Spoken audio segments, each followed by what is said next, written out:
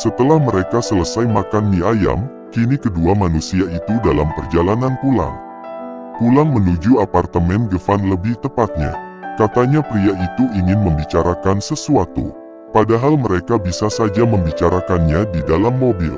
Bapak emang tinggal di apartemen ya? Tanya Ara yang memang suka kepo dengan urusan orang. Gevan mengangguk. Ia masih fokus menyetir. Kenapa? Gak punya rumah? Ceplos Ara. Menurut kamu, mana mungkin mobil mewah tapi gak punya rumah? Cibir Ara. Setelah kita bertunangan nanti, saya akan mengajak kamu ke rumah kita, ucap Gevan. Kita? Ara bingung. Gevan mengangguk. Karena setelah menikah, kita akan tinggal di sana, jawab Gevan. Wah, jadi kita beneran tunangan, Pak? Ara pikir Gevan hanya main-main saja tentang tawaran tunangan itu. Dia masih SMA dan sudah bertunangan. Yang benar saja, kamu pikir saya suka bercanda? Ujar Gevan. Ara menepuk jidatnya. Benar apa yang dikatakan Gevan. Mana ada pria yang minim ekspresi macam dia suka bercanda. Tapi kan, gak ke jenjang pernikahan juga kali Pak, ucap Ara cemberut. Jujur saja, meskipun dia menyukai pria tampan di sebelahnya ini, tapi Ara juga mikir-mikir untuk menikah dengannya. Kenapa memangnya? Saya bisa memberikan apapun untuk kamu, ucap Gevan merasa Ara meragukannya. Bukan masalah itu, Pak. Ara berdecak. Saya masih kecil, umur kita juga kayaknya beda jauh. Iya kan, emangnya Bapak mau disebut pedofil? Lanjutnya menyindir, umur bukan masalah. Kalau takdirnya begitu yang mau bagaimana lagi? Ujar Gevan. Dia menghentikan mobilnya karena lampu merah. Tidak usah dipikirkan. Kamu cukup terima beres saja, lanjut Gevan. Satu lagi, jangan memanggil saya dengan sebutan itu. Saya tidak setua itu, Ara, ucap Gevan lagi. Ara pun hanya bisa menghembuskan nafasnya dengan kasar. Masih jam 8 malam, Ara sudah bergelung dalam selimutnya. Di luar sedang hujan, entah kenapa tiba-tiba hujan. Mungkin langit ikut bersedih melihat kehidupan Ara yang sangat menyedihkan. Hati Ara sakit sekali jika mengingat keluarganya yang tidak menyayanginya. Kadang dia menangis sendirian di malam hari. Namun Ara selalu menguatkan dirinya agar untuk selalu bahagia tanpa memikirkan kebencian keluarganya. Kadang juga Ara nekat menghubungi ayah dan kakaknya hanya untuk mendengar suara mereka. Seperti saat ini, Ara sedang menghubungi ayahnya meskipun dia sudah hafal dengan respon dari ayahnya itu. Ada apa? Ayah lagi sibuk, Ra. Suara gama ayah Ara langsung menyapa indera pendengarannya. Ara tersenyum tipis. Ara kangen ayah. Besok ayah bisa pulang gak? Pinta Ara penuh harap. Tak ada sahutan di seberang sana. Ara mengerutkan keningnya, ia menatap ponselnya yang masih terhubung dengan sang ayah.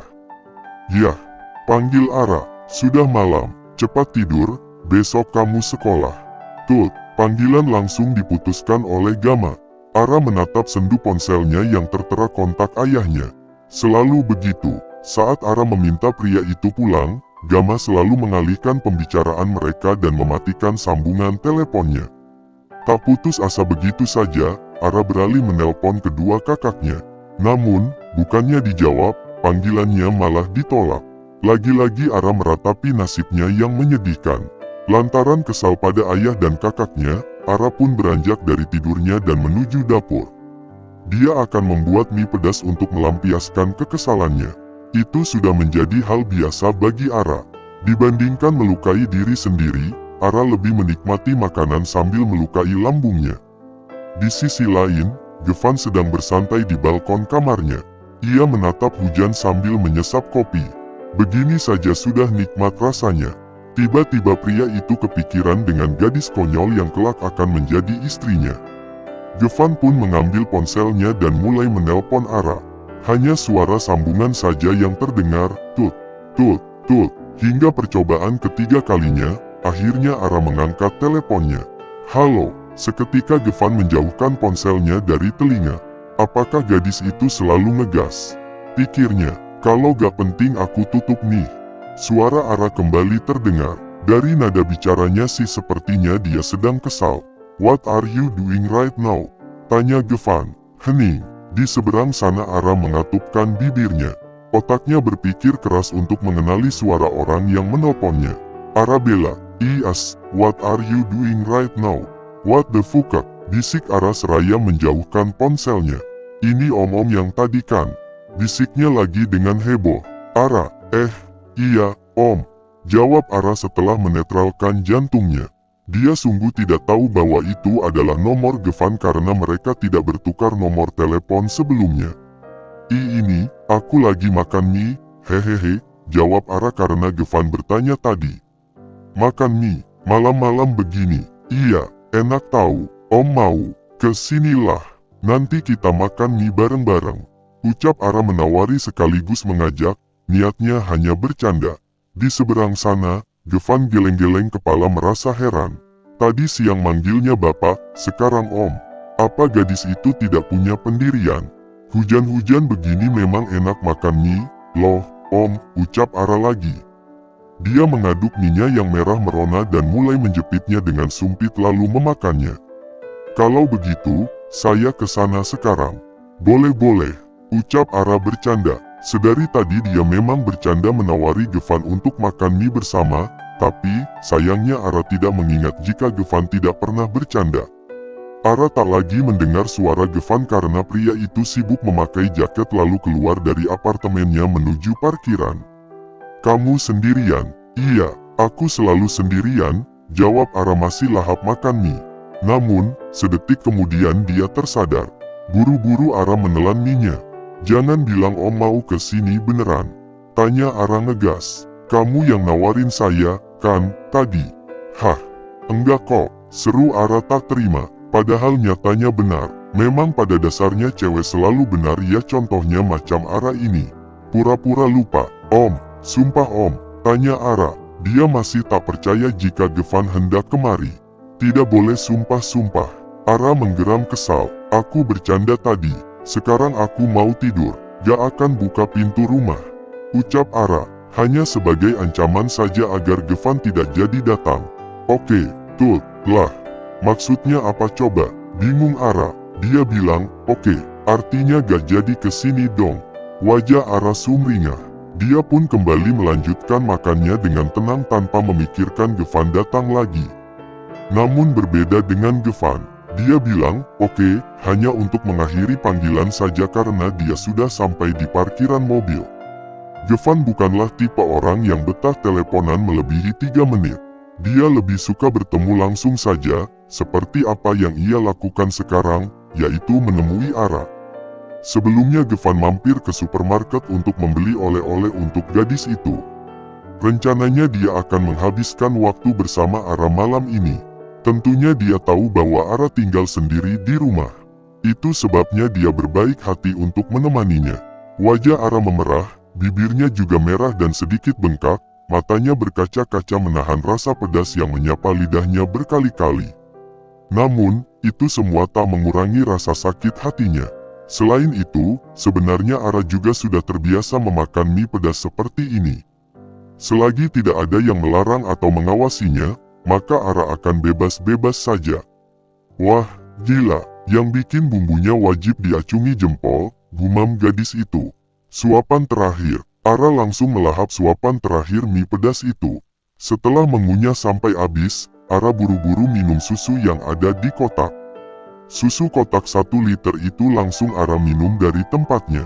Selesai makan mie dan minum susu serta mencuci piring bekasnya, Ara langsung berjalan menuju kamarnya. Namun baru sebelah kakinya menapak anak tangga, bel rumah berbunyi. "Dek, itu bukan dia, kan?" gumam Ara. Tubuhnya mematung. Ting tong, belnya berbunyi lagi. Ara memegang dadanya yang berdegup kencang. Dengan perlahan gadis itu berjalan menuju pintu utama. Dalam hati, Ara berharap itu bukanlah Gevan. Ceklek, pupus sudah harapannya. Gevan, pria bertubuh kekar nan tegap itu berdiri sambil menatapnya tanpa dosa. Ara menghela nafas, ia menggaruk keningnya yang tak gatal. "Apa saya boleh masuk?" tanya Gevan. Kedua alisnya terangkat melihat reaksi Ara. Ara menyingkir, mempersilahkan Gevan masuk. Kaos yang melekat di tubuh tegap pria itu terlihat sedikit basah karena Gevan berlari menuju teras tadi. Untungnya ada satpam yang mau membukakan gerbang. Tentunya Gevan memiliki alasan untuk bisa masuk ke dalam. Kenapa Bapak datang ke sini, sih? Tadi Om, sekarang Bapak. Ara benar-benar tidak punya pendirian. Gevan mengikuti langkah Ara. Di tangannya ada plastik putih berisi makanan ringan dan juga mie. Karena memang tujuannya kemari adalah makan mie bersama, jadi Gevan inisiatif untuk beli mie sendiri. Kamu yang suruh, jawab Gevan. Panggil nama saja, jangan panggil Bapak. Saya bukan Bapak kamu, lanjut Gevan. Telinganya panas mendengar panggilan Ara untuknya. Itu panggilan sayang namanya. Bapak gak asik, cetus Ara. Mereka berdua duduk bersebelahan di sofa panjang. Umur saya baru 24 tahun, sahut Gevan. Tuh kan tua, cibir Ara. Gevan menghela nafas. Akhirnya dia tak lagi menegur Ara. Suka-suka gadis itu sajalah. Cewek selalu ribet. Bapak kenapa pakai kesini malam-malam? Apa kata tetangga nanti? Bisa-bisa kita digerebek warga nanti, kesal Ara. Jangan salahkan saya, kamu yang menyuruh saya ke sini tadi, ucap Gevan. Ara melipat kedua tangannya di depan dada. Aku cuma bercanda padahal, tapi, saya gak suka bercanda. Segala ocehan Ara selalu Gevan timpali. Ini seperti bukan dirinya yang sebenarnya. Gevan yang asli adalah galak dan tak tersentuh. Lalu apa ini? Ternyata hidup Bapak sekaku itu ya, sampai gak suka bercanda, cibir Ara. Gevan diam tak menjawab lagi. Jujur, mulutnya lelah untuk selalu menjawab ocehan Ara. Ini Bapak beneran mau makan mie di sini? Tanya Ara sambil mengintip isi plastik yang Gevan bawa tadi. Seperti yang kamu tawarkan pada saya, jawab Gevan. Tapi, aku udah makan mie tadi. Baru aja habis. Kalau gitu aku temenin Bapak makan aja, ya. Bentar aku bikinin dulu. Lanjut Ara dan langsung melenggang ke dapur setelah mengambil satu bungkus mie yang Gevan bawa. Gevan menyandarkan tubuhnya di sandaran sofa, dia menatap isi rumah yang dia pijak saat ini. Memang mewah, tapi dindingnya kosong dan perabotannya pun tidak terlalu banyak. Rumah sebesar ini rasanya aneh jika ditinggali Ara seorang diri. Memang benar, sesuatu yang mewah belum tentu membahagiakan. Gevan sudah tahu apa yang terjadi di kehidupan Ara. Koneksinya memang sekuat itu. Apapun yang ingin ia selidiki, pasti akan terbongkar sampai akar. Dia juga tahu tentang Ara yang dibenci keluarganya. Sebenarnya tanpa menyelidikinya pun, sejak dulu Gevan tahu semua tentang Ara. Bapak suka kopi, mau aku buatin? Gak, tanya Ara. Dia kembali membawa sepiring mie buatannya untuk Gevan. Ada topping telur mata sapi, sosis dan juga sawi di atas mie tersebut. Saya suka apapun yang kamu buat, jawab Gevan. Gombal, cibir Ara. Dia pun balik lagi ke dapur untuk membuatkan kopi. Ara suka kopi, tapi bukan kopi hitam.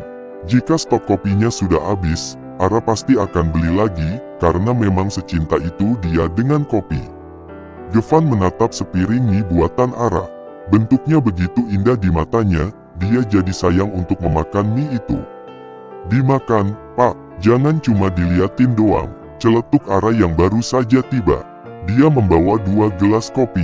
Wajib habis pokoknya, aku buatinnya pakai cinta. Ara menyengir. Gevan berdeham. Dia pun mulai memakan mie-nya. Benar-benar nikmat, rasanya bahkan beda dengan mie buatannya, entah bumbu apa yang Ara tambahkan ke dalam mie itu. Itu semuanya buat kamu. Gevan menunjuk plastik putih di atas meja menggunakan dagunya. Ara yang tadi sedang memainkan ponselnya pun menoleh. Beneran? Tanyanya. Gevan mengangguk, karena mulutnya sibuk mengunyah. Ah, Bapak repot-repot segala. Jadi enakan akunya, cengir Ara. Dia mulai menggeledah isi plastik tersebut. Sedari tadi dia memang menunggu Gevan berkata seperti itu. Kalau kurang, besok kita beli lagi, ucap Gevan. Pria ini memang royal pada orang terdekatnya. Idaman Ara sekali. Ini lebih dari cukup kali, Pak, ucap Ara. Mengingat dia tinggal sendirian, mana mungkin dia bisa menghabiskan snack itu dalam waktu singkat. Aku gak tahu niat Bapak sebenarnya apa. Tapi, kalau Bapak royal gini, aku pasrah aja sih. Mau diajak tunangan atau nikah pun aku oke aja, ucap Ara. Cengirannya tak luntur sedikit pun. Seketika pikiran Ara berubah. Tadinya dia ragu untuk menerima Gevan sebagai calon suaminya, tapi sekarang tiba-tiba dia mau. Umumnya, para perempuan mencari tipe pasangan hidup itu ialah yang punya uang atau kaya dan pastinya royal juga. Kalau kaya tapi pelit, sorry, gak dulu, gitu kata Ara. Di dalam diri Gevan, Ara menemukan paket lengkap. Ganteng, berduit, royal, dan sepertinya bisa memanjakan Ara juga. Intinya paket lengkap lah. Jodoh memang gak kemana. Ara merasa beruntung bisa dilamar pria di sampingnya ini. Jangan biasakan main HP kalau lagi sama saya, celetuk Gevan. Ia mengelap bibirnya dengan tisu, setelah itu meminum kopi buatan Ara. Ara mengerjapkan matanya lalu menyengir. Dia pun segera mematikan ponselnya. Sebenarnya bukan terbiasa, tapi Ara tak pandai cari topik pembicaraan. Jadilah dia memainkan ponselnya daripada ngangmong. Maaf, Pak, ucap Ara. Bapak mau nambah lagi? Tanya Ara saat melihat piring Gevan sudah kosong. Gevan menggeleng. Kamu bohongi saya, katanya mau makan mie berdua. Kan cuma bercanda tadi. Bibir Ara cemberut. Kalau tahu Gevan beneran datang, Ara pasti menunggu pria itu dan makan mie bersama. Sayangnya dia sudah kenyang lebih dulu karena bukan hanya satu bungkus mie saja yang dia makan, tapi dua sekaligus. Lain kali, deh Pak. Janji, Ara menyengir. Sekarang kamu mau apa? Langsung tidur? Tanya Gevan. Mana bisa langsung tidur? Nih lihat. Kopinya udah hampir habis, kayaknya aku bisa begadang sampai pagi. Kalau Bapak, mau pulang sekarang atau besok? Ara menyengir di akhir ucapannya. Boleh sampai besok di sini. Kedua alis Gevan terangkat. Ya enggak lah. Pakai nanya. Lihat, bagaimana Gevan tak sakit kepala menghadapi kerandoman Ara. Padahal ucapan gadis itu terdengar seolah menawarinya untuk pulang besok saja. Pak, mau nonton film gak? Aku banyak koleksi film yang belum aku tonton soalnya. Tanpa mendengar balasan Gevan selanjutnya, Ara beranjak menuju kamarnya untuk mengambil laptop dan selimut serta bantal. Dan ya, malam itu mereka habiskan untuk menonton film bersama di ruang tamu. Dan baru kali ini Gevan melakukan hal itu bersama seorang gadis. Karena selama ini hidup Gevan terlalu monoton. Bahkan dia jarang menonton film. Bersama Ara, Gevan menemukan sesuatu yang tak pernah dia temukan sebelumnya.